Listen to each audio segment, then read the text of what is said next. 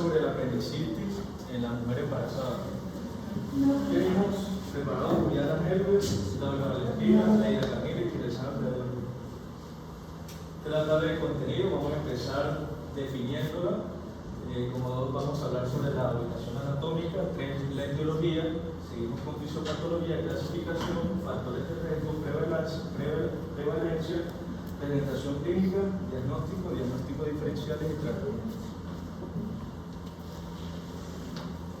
Bueno, iniciamos un poco hablando sobre la historia de la apendicitis. Esto remonta desde el año 1881, cuando el doctor Robert, cirujano escocés, realizó la primera apendicectomía en Inglaterra en una gestante de 24 semanas.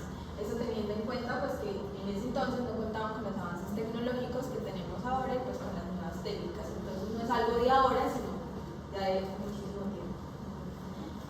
En cuanto a la definición, pues tenemos que la apendicitis se define como la inflamación del apéndice secal o el apéndice vermiforme. La irrigación va a estar a cargo de la arteria apendicular, rama de la arteria ileocólica, que va a derivar de la arteria mesentérica superior. Bueno, de la anatomía, la principal es la regla secal, pélvica y subsecal, pero sabemos que durante las semanas de gestación esta anatomía va a ir cambiando. Entonces, iniciando la gestación podemos tener una clínica normal, la típica clínica, pero finalizando la gestación tenemos que tener en cuenta como un diagnóstico diferencial, pues la patología pues del problema. Una colecistitis, porque y ahí radica la importancia de hablar de apendicitis aparte del embarazo o la apendicitis común y corriente de una persona no embarazada, que la localización va cambiando a medida que aumenta el embarazo. Y esta localización es, miren, la pélvica.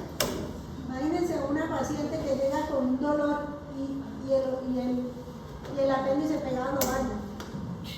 Se confunde con una, digamos, una no embarazada con una EPI, porque le mueves el cuello y le duele, y es la posición pélvica. Bueno, sigamos. En cuanto a causas etiológicas, pues en la mujer gestante tenemos estas tres principales, que es la hiperplasia de los folículos linfoides submucosos, también los fecalitos, o conocidos como apendicolitos, y la ulceración de la mucosa a causa de Yersinia.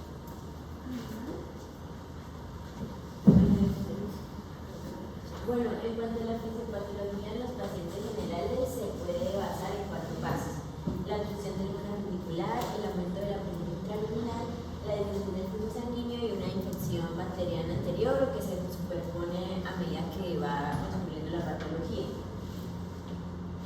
En la fisiopatología, en la paciente obstétrica tiene 3 puntos importantes de la diferencia de un paciente general. El primero es el desplazamiento del apéndice, porque a medida que van transcurriendo las semanas, el apéndice se puede ir moviendo, ya que el útero crece más lateral y superiormente. Entonces puede ser que no nos refiera al dolor de siempre en el flanco derecho. Luego está la respuesta inflamatoria modificada, porque entre los cambios fisiológicos hay un cambio en la respuesta inmune de estas pacientes y entonces puede ser que el diagnóstico no sea tan fácil, que la clínica no sea la misma o que los síntomas estén un poco atenuados. Bueno, aquí se ve cómo se va moviendo el apéndice, cómo se puede ir moviendo a medida que el útero crece. Otro cambio en la paciente obstétrica es que hay un cambio en la motilidad intestinal, ya que por hormonas como la progesterona, esta se va a disminuir, entonces puede ser que en estos pacientes haya más factores de riesgo por la obstrucción que puede provocar, y también los síntomas de náuseas y vómitos se ven más presentes. Bueno, respecto a la clasificación patológica, en la catarral vamos a tener que el apéndice va a estar edematizado y vamos a tener ya compromiso vascular. En la cremosa vamos a tener mayor compromiso vascular y ya vamos a tener proliferación bacteriana. En la gangrenosa ya se va a ver compromiso arterial, entonces aquí vamos a ver necrosis y la acumulación purulenta, y la perforada, ya como su nombre lo indica, pues esta acumulación purulenta va a salir a la cavidad. Bueno, tener en cuenta que es la causa más frecuente de abdomen agudo en obstétrico en el embarazo. También tener en cuenta que no es un factor de riesgo en el embarazo, pero que sí predispone a la paciente a generar complicaciones, que las vamos a mencionar más adelante. Y pues tener en cuenta que es un reto correcto diagnóstico dado los síntomas atípicos y la localización, por lo que nos explicaba nuestra compañera Valentina, que hay cambios fisiológicos normales en el embarazo. En cuanto a la prevalencia de apendicitis en la gestación, entonces, según la literatura, nos hablan que han hecho estudios que demuestran que en el primer trimestre se encontraba el 35%, en el segundo trimestre el 60%, en el tercer trimestre el 25% y en el puerperio, en todas sus etapas, se ha visto en un 8%. En cuanto a factores de riesgo, pues los cuatro principales: edad materna joven, o sea, las niñas menores de 20 años, que hayan tenido antecedente de EPI, que sean multíparas y que tengan historial previo pues, de apendicitis, pero con manejo conservador. Bueno, en cuanto a la presentación clínica, podemos encontrar el dolor abdominal localizado en el cuadrante inferior derecho en el 96% de los casos, pero de igual forma puede llegar este dolor hasta el hipocondrio derecho. El signo de Lambert positivo en un 80% de los casos, que es el dolor a la descompresión brusca, y una defensa abdominal generalizada. En estos pacientes también podemos encontrar fiebre, náuseas, vómito, anorexia y disuria. Hay otros tipos de manifestaciones que son atípicas, pero se han visto en algunos casos, como la epigastralgia, el tenismo vesical, la flatulencia, la diarrea. En un bajo porcentaje también se ha visto hematuria o piuria cuando ya se ve comprometida, cuando ya es una apendicitis complicada. Y como dije, puede ser que no sea en el cuadrante inferior derecho y el dolor se desplaza al cuadrante superior. La escala de Alvarado se puede aplicar tanto en pacientes generales como en pacientes obstétricas, entonces tiene un puntaje total de 10 puntos y primero están los síntomas, que es la migración del dolor, la anorexia, las náuseas y los vómitos. El dolor de fosilia derecha es uno de los que tiene más porcentaje porque nos da 2 puntos, el Bloomberg nos da 1 punto, la fiebre 1 punto y en cuanto al laboratorio, la osteoporosis 2 puntos y la desviación a la izquierda 1 punto. A mayor puntaje, más probabilidad de que sea apendicitis. El diagnóstico tiene 3 fases importantes. Primero, la anamnesis y el examen físico completo. Luego, los laboratorios de imágenes diagnósticas y también tener en cuenta que puede ser una presentación atípica.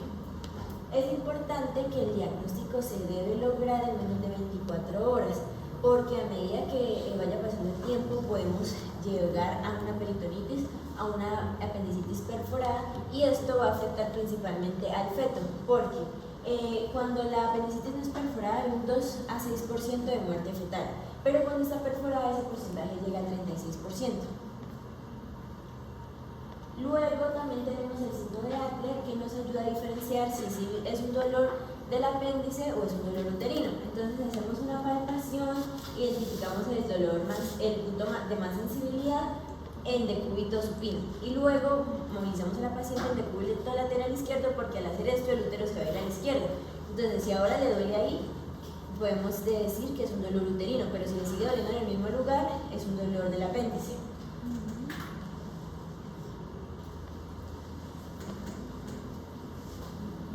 Bueno, los laboratorios para tener en cuenta, para acercarnos el diagnóstico, porque pues, principalmente el diagnóstico de la apendicitis en su gran porcentaje clínico, pero con estos laboratorios podemos acercarnos el diagnóstico, podemos encontrar una hemograma, una neutrofilia y una leucocitosis, que nos puede indicar que ahí puede haber un proceso infeccioso, y cuando hay una leucocitosis, una neutrofilia muy significativa, elevada, puede indicar que este apéndice está en un proceso de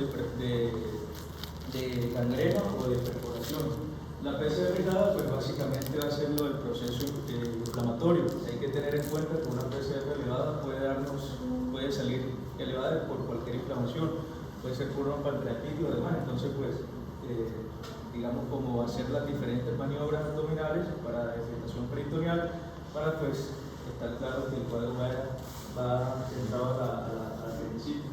Y el parcial de orina es muy importante, porque nos ayuda a descartar la IBU, como ya lo habíamos mencionado, por los cambios fisiológicos y anatómicos, pues podemos pedir una parcial de orina. Sin embargo, también es fácil descartarlo clínicamente, preguntarle a la paciente si tiene disuria, poliuria, pero en el caso que llegue manifestando síntomas urinarios, pues se le pide para descartar la parcial de urinaria. En las imágenes diagnósticas tenemos la ecografía con una sensibilidad del 20% y una especificidad del 33 hasta el 92%. La ecografía va a manifestar una apéndice mayor a 6 milímetros. Ya no puede ayudar a hacer el diagnóstico. Sin embargo, hay que tener en cuenta que si la ecografía sale normal, esto no me descarta el diagnóstico de apendicitis. La resonancia magnética nuclear tiene una sensibilidad del 91% y una especificidad del 98%. Vamos a ver un diámetro mayor a 7 milímetros del apéndice y una pared mayor a 2 milímetros. La resonancia es muy buena porque pues, nos ayuda a fijar más el diagnóstico y también no se somete a radiación ni la madre ni el feto, pero tiene una desventaja que es costosa y porque no la vamos a encontrar fácilmente, ni en un primer nivel y en un segundo nivel probablemente sí o probablemente no. Entonces pues por los costos de esa desventaja. Una pregunta. Bueno, ahí tiene la ecografía como primera, ¿cierto? Sí, la ecografía como primera. Y si no dio la ecografía, la resonancia. ¿Y qué opinan de la caca? Pues no la colocamos, la íbamos a mencionar, pero pues en toda la literatura nos habla que la TAC es bastante masiva, pues por el medio de embarazo. Entonces sí es súper buena, pero no en pacientes embarazados. Entonces la TAC no la podemos usar como paciente no embarazada, que sería la segunda línea después de la ecografía, Sí. por el efecto ionizante. Entonces solo en casos de que tengamos una duda, que la ecografía no nos soluciona nada, que no tenemos resonancia y que si demoramos el diagnóstico más de 24 horas, el riesgo de muerte fetal es un 36%, nos tocó solucionar. ¿Sí? O sea, digamos que tendríamos que justificar que nos tocó.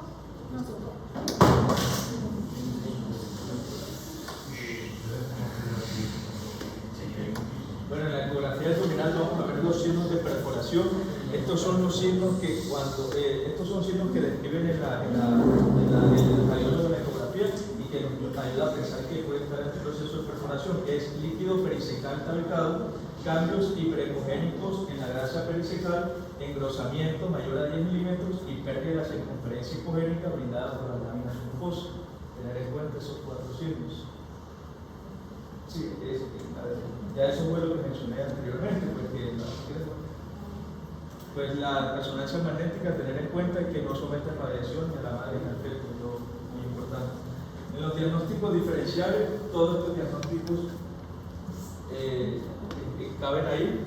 Son muchos, ¿por qué? Porque durante la gestación hay cambios fisiológicos y anatómicos por causa del embarazo, entonces hay que tener en cuenta lo que mencionó ahorita la doctora, puede ser una EPI, cólico renal, aunque las mujeres embarazadas no hay EPI, sino en el primer trimestre.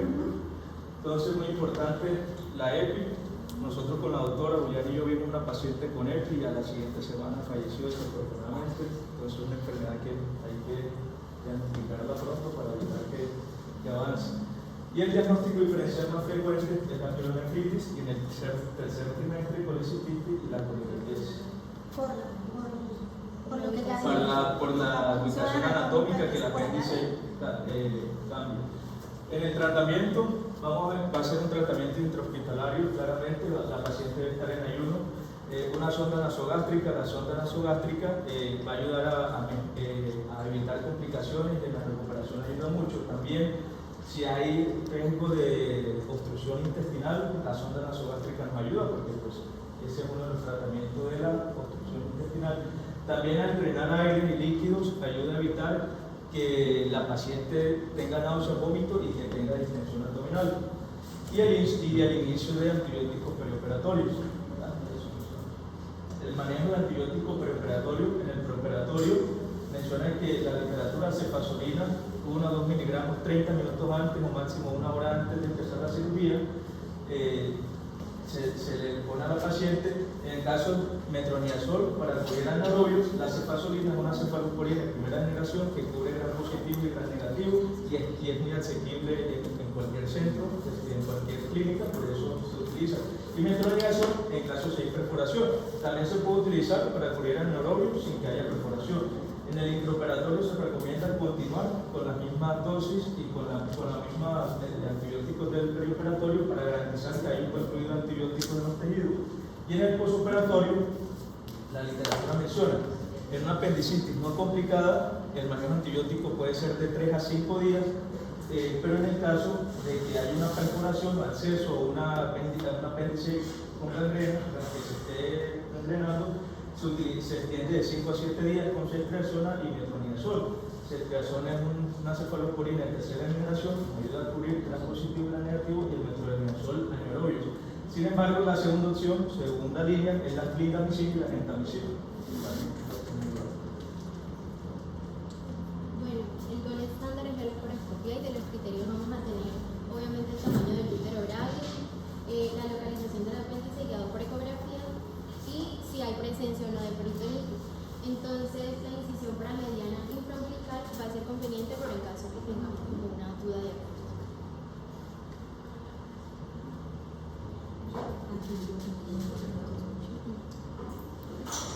Y bueno, ya para finalizar, las complicaciones en el embarazo, ya dijimos la pérdida fetal va a variar mucho si es perforada o no, aumentando hasta el 35%. Parto prematuro también depende, si va hasta el 15%. La muerte materna a la mamá casi no le afecta, pero aún así se tiene una entrecruz. Antes de, bueno, ya termino. ¿Qué otras opciones terapéuticas tendríamos aparte de la laparoscopia? Sí, ese es el gol estándar, ¿sí? El gol estándar donde está disponible, ¿cierto? O sea, que tengamos disponible un laparoscopista experto. Y si no, no podemos ¿Ah? ¿Qué sirve la laparoscopia? Entonces, si no hay disponibilidad, la laparoscopia se ha visto que es el mejor método de tratamiento para la paciente embarazada, bueno, y en los pacientes normales la laparoscopia menos riesgo de infección, menos riesgo, pero si no, pues toca hacerla abierta y o sea, una pregunta, ¿en la paciente embarazada se puede hacer tratamiento antibiótico? O sea, no quirúrgico, porque un paciente embarazada, o sea, una persona no embarazada, existe la posibilidad de hacer manejo médico de la apéndice. O sea, se puede manejar con antibióticos. Sí. No, o sea, sí profiláctico como niños. ¿En embarazo no se puede manejar? No se puede. O sea, eso les queda re claro. O sea, el manejo del apéndice en una mujer embarazada es quirúrgico, no médico. De pronto alguien puede decirnos, bueno, ¿y por qué no se le hace tratamiento antibiótico? No sé, con el riesgo quirúrgico, entrar con la laparoscopia en un embarazo alto. No, o sea, perioperatorio, pues quirúrgico, como quiera, pero no como único manejo, que de pronto sí es una opción de pronto en una persona embarazada. Bueno, muy bien, la revisión, felicito, está muy bien.